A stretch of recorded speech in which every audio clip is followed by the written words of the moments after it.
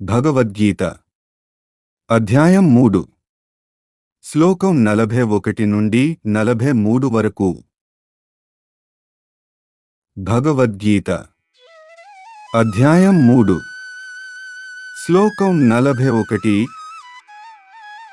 తస్మాత్త్వమింద్రియాణ్యాదో నియమ్య భరతర్షభ పాప్మానం ప్రజహి హేనం జ్ఞాన విజ్ఞాననాశనం. సారాంశం: కోరికలు జ్ఞానాన్ని నాశనం చేస్తాయి. ఇంద్రియ నియంత్రణ అత్యవసరం. కామమే పాపానికి మూలం. జ్ఞానం, విజ్ఞానం రక్షించాలి. నియమంతో జీవితం పవిత్రమవుతుంది. ప్రతిరోజు భగవద్గీత శ్లోకాల కోసం మా ఛానల్ని సబ్స్క్రైబ్ చేసుకోండి. ఈ శ్లోకం మీకు నచ్చినట్లయితే మిత్రులతో షేర్ చేయండి. జై శ్రీకృష్ణ. భగవద్గీత అధ్యాయం 3 శ్లోకం 42.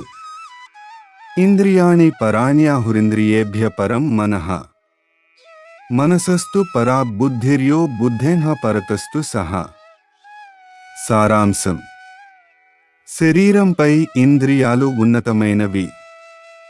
ఇంద్రియాలపై మనస్సు ఉన్నతమైనది. మనస్సుపై బుద్ధి శ్రేష్టమైనది. బుద్ధికి మించి ఆత్మ ఉన్నది. ఆత్మదే నిజమైన ఆధిపత్యం. ప్రతిరోజు భగవద్గీత శ్లోకాల కోసం మా ఛానల్ని సబ్స్క్రైబ్ చేసుకోండి. ఈ శ్లోకం మీకు నచ్చినట్లయితే మిత్రులతో షేర్ చేయండి.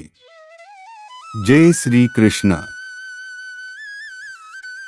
భగవద్గీత అధ్యాయం 3 శ్లోకం 43. ఏవం బుద్ధేన పరం బుద్ధ్వా సంస్థభ్యాత్మానమాత్మనా జహి శత్రుం మహాబాహో కామరూపం దురాసదం. సారాంశం: ఆత్మ బుద్ధికి మించినది. ఆత్మబలంతో మనస్సును నియంత్రించాలి. కామం మహాశత్రువు. అది జయించడానికి కఠినమైనది. ఆత్మజ్ఞానం ద్వారా దాన్ని జయించాలి. ప్రతిరోజు భగవద్గీత శ్లోకాల కోసం మా ఛానల్ని సబ్స్క్రైబ్ చేసుకోండి. ఈ శ్లోకం మీకు నచ్చినట్లయితే మిత్రులతో షేర్ చేయండి. జై శ్రీకృష్ణ.